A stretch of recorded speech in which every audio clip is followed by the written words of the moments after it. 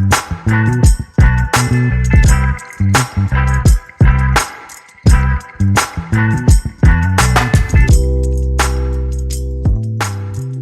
you're listening to the Vitalmoments podcast. My name is David, and I'm joined by Amy Stevenson today. How are you doing? Hello. I'm good. I've got my coffee. We're halfway through, so I should be semi-coherent. Oh, that's good. I hope you're coherent today because we are wrapping up your message from this past weekend Mm. in our series, How to Win at Life. And you had a slapping of a message on kindness. I'll tell you that right now. It was the best. It was Like so slap good. you around or Yeah. like You were slapping us silly with kindness. okay, great. Yeah. It was such a great weekend at Vital Point Church across all of our Mm, sites, talking with the yeah, it site was. leaders, and then obviously watching your message, partaking in your message in Exeter. I said to you, and I said to a couple other people, maybe I didn't say it to you, but yes, I did. You could hear a pin drop Mm, because it was just like people were like, oh man, like I needed this today. mm, And you had these like mic drop moments all around kindness and what it looks like to have a life that is winning at yeah. life with this characteristic of kindness that comes from God, not from anything else. And Hmm. I don't even know where to start because I was just like, I've got so many notes. I don't usually take notes Oh, during the good. service, but I took notes because I was like, yeah, okay, God's definitely convicting me on this one. Like, I got to be more kind. Yeah, Um, that's funny. Well, yeah, especially because I sent you the whole talk, so like you don't even need notes. You got the whole thing I at your know ready there. it was There is interesting. something though about penning it down, right? There Yeah. definitely is something about penning it down. And um I think I think in general, like even in personality wise, kindness can be Mhm. more easy for certain people than others just based on your personality, right? Yeah. But at the end of the day, it's all about that heart motivation. Where's the place that Mm. it's coming from? And because I think too about when in the New Testament we talk about let your love be genuine. So like we can do this because like, oh, I love you, so I'm gonna do Yeah. this for you. But like, no, your love has to be genuine. So even in Yeah. your kindness, it has to be genuine. It has to come from this genuine place. If I Mm. see you, you are beloved of God, even if you don't identify Mhm. that way. And so as we sit, that was one of my like favorite Mm. parts of the talk was towards the end of like, as we sit from our seat as the beloved, we are the Mm. beloved, unearned. Nothing that we have done or Yeah. said has earned us this spot, and yet God pours out his love and kindness Mm. on us. And as Jesus followers, that love and Mhm. kindness that he's extended to us has changed us. I no Yeah. longer want to do these things. I no longer want to participate in this or talk like this because of the love Mm. and kindness that he has given me undeserved. And so that motivates me to live and be different because and empowers me through the Holy Spirit, not just in a like, Yeah. okay, I'm gonna do better. Um, Pull up my but bootstraps and motivates go. me from No. that position. Mhm. Yeah, exactly. From that position. And yeah, so it all comes from that Mm. state of loved, being loved by Mhm. God. And as we sit in that place of being loved by God, then seeing Mhm. others as also loved by him. Yeah. And just stepping into those opportunities of treating like I mean I I run our home because I'm a stay-at-home mom primarily. And so Yeah. a lot of my job is like, purchasing the things that my home needs and making sure Mhm. my kids have what we need, groceries, etc. And so a lot of my interactions when I was thinking about this talk was interacting with the cashiers on the way out the door. Mhm. Even if I'm doing self checkout, I will always make a point to be like, "Hey, thanks I so love much. it. I really hope you have a great afternoon."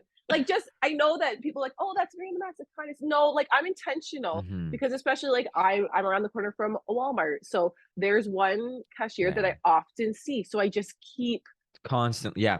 just Just keep being planting those seeds consistent. of Yeah. kindness. Yeah, and Yeah. it doesn't mean that like one day she's gonna just spill her life out to me, but I may open that door. Like Yeah. there's one in the particular in the like self checkout that one day I was buying hot dog buns for an event we were having at the Poplar Hill site. And she's like, "This is a lot of hot dog buns." So we started talking about church and like there's another guy. So like Oh, she yeah. knows it's already there, right? So Mhm. even if she's like, I "Hey, yeah, love it. there's that weird church girl." But Who loves anyways, hot it dogs? just yeah, loves hot dogs. But I think what's something interesting about your talk yesterday, and you use this analogy around confetti kindness, and like God's not Hmm, really interested in the confetti kindness. He's right. interested in like the heart of kindness. And Yeah. you've kind of touched on that a little bit. But why did you use the analogy of the confetti kindness? Because it was interesting.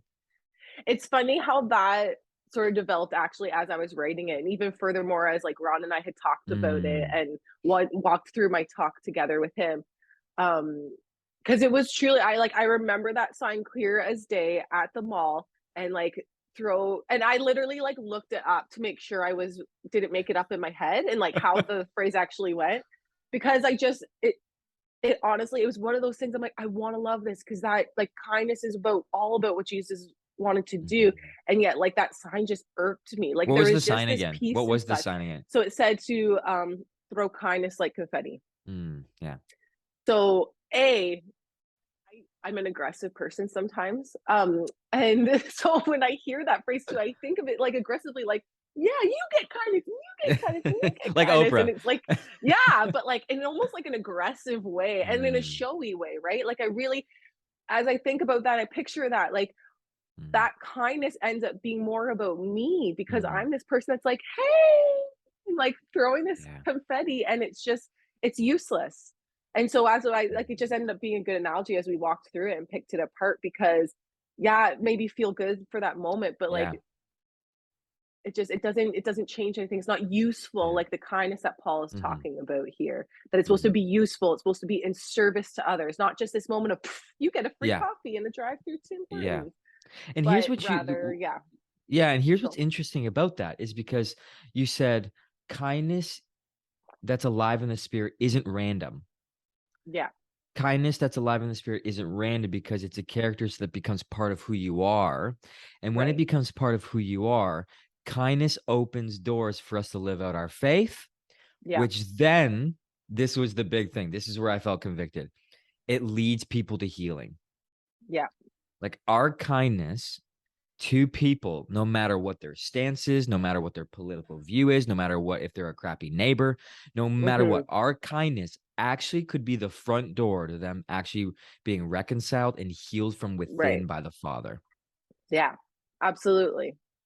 Because Like I I think got too, goosebumps.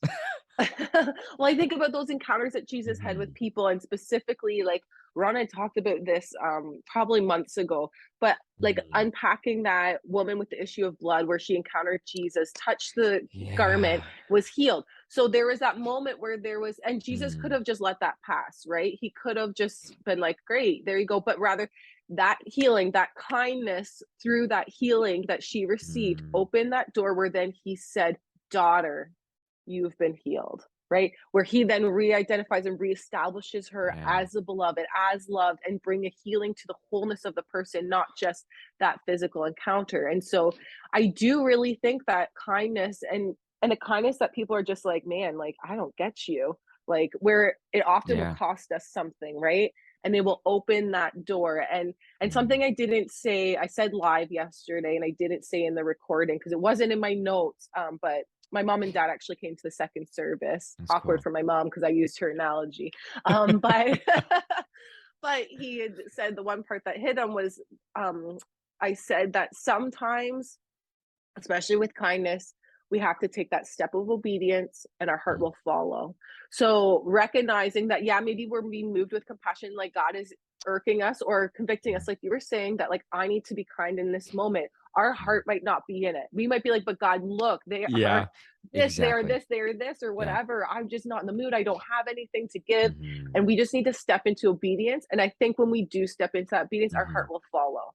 So Yeah. when we take that moment to be obedient, to be kind, to make it like when it Mhm. hurts and to do those things, Mhm. our heart will follow. And then the door is open for both of us, I think. Yeah. But in saying that, it doesn't mean that that person will always respond the way that they should, right? And we need to Yes. expect that. We can be all the Yeah. kindness we want, and that neighbor can Mhm. still just be like, no, you rub me the wrong way, and I'm not okay. And we have to be Mhm. okay with that because it's not our responsibility to produce the fruit. God Mhm. produces the fruit. It's our responsibility to step in obedience and then open that door, hopefully, for that person. But it's their choice, right? Like it Yep. talks about Jesus knocking at the door of our hearts, but it's our choice whether we open it or Yeah. not. So that's not the point. Mhm. It might be discouraging sometimes when you're like, man, I'm just kind, no one else is, but it doesn't matter because I've received all the kindness that I've ever Mhm. needed from God the Father. And a big thing that you kind of finished off, and we're gonna wrap up here. You finished off with the question of, "Am I, are you becoming more kind?" Yeah. And that right there, I think for many of us, whether you're new to faith or this has been part of your life for a long time, you were born in the nursery. Um, Mhm. that's interesting Mm. because you look at the kindness of Jesus no matter where he was, and it was his kindness. Yes, there was many other pieces of his life of why doors opened Yes. for him to do what he did. But I looked at it like, wow, Jesus actually carried this kindness with his disciples, his closest friends, even when they were boneheads, even didn't Mhm. even know who he truly was. He was still Mhm. so kind. And for me and for us in Exeter that were watching and partaking in the message, that question just is just like people, you could sense that people were like, man, maybe I'm not that kind. And Mhm. as a Christ follower, my life is supposed to be marked by Christ. Mhm. And maybe it's time for me to take the obedient step and allow my heart to follow. Yeah. That Yeah. question was huge. Good. I'm glad it landed. I Yeah. think it I think it's, um this whole series has been a Mhm. heart thing, right? It has been unpacking and opening up some of those ugly spots of where, because I think, like, Kath, our host in Poplar Hill, she opened up by like, we can breeze through them and think like, oh, those sound nice. Yeah. But when we really start looking at them, we start going, oh, this is heavy. And then she Yeah. encouraged once again that this isn't a thing that we do out of our own efforts. And so I think Mm. we can breeze through the list before and think, yeah, I'm good. I'm not Yeah. involved in like the drunkenness and all these other things. But you start looking Yeah. at those things Mm. individually and go, oh, no, there's jealousy in my life. There's envy in my life. There's fits of rage sometimes in my life or whatever, Yeah. and we start looking carefully at these fruits of the spirit and we start going, oh yeah. And really, if we are followers of Jesus, it's not an instantaneous, wow, I have all the patience Yeah. in the world, I'm the most joyful person all the time. But it is a process of God pulling us Yeah. through. And so we should be seeing, as we're following Mm. Jesus day to day, year to year, week to week. And this has been something that is exposed in my heart as we've done this series of, am I becoming more loving? Is joy increasing in my life? Is peace increasing in my life? Like, it is a process of this. Mm. And so when we recognize, ooh, yeah, maybe I'm not as kind as I should be, bringing that to the Lord. And I loved our closer on like, we are looking for these blessings everywhere and they exist Yeah. everywhere. If we would stop, step back, and recognize God's kindness towards us, Yeah. then it just becomes this natural thing where we're like, yeah, He has been so kind to me. And I want everyone else I to want know everyone to and to experience feel this. that. Yeah. Absolutely. So just let that flow through me in my Mm. interactions today, God. And so that's just what's so cool, I think, is just the way that, God lays it out, but he doesn't like, it's not a burden, cumbersome thing. It's a, hey, I'm going to walk with Yeah. you. I've got my arm around you. We're going to do this together. Beautiful. Amy, thanks so much. Yeah. Thank Love you. the passion that you bring to teaching and then helping people understand scripture. It is incredible. And as a church, I know we're experiencing the fruit of that in all of our sites. People are encouraged when they see your face pop up on the screen, Good. which is a lot of That they're fun. not like, And oh, great. oh, they're like, "Oh, shoot, here she is again. She's gonna be all excited." No, your excitement and your passion is attractive in a way. It's just like it makes life and faith fun and beautiful. And so grateful for you and anyone that's listening to this or watching this, I should say.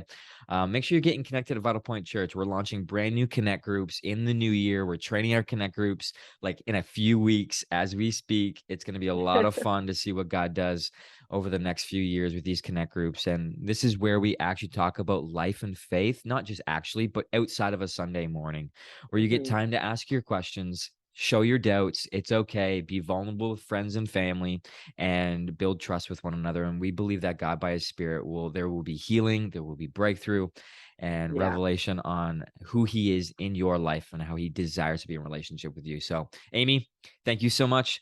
Thanks for Thanks, listening, David. everyone. No problem. Have a good one and peace out. Bye.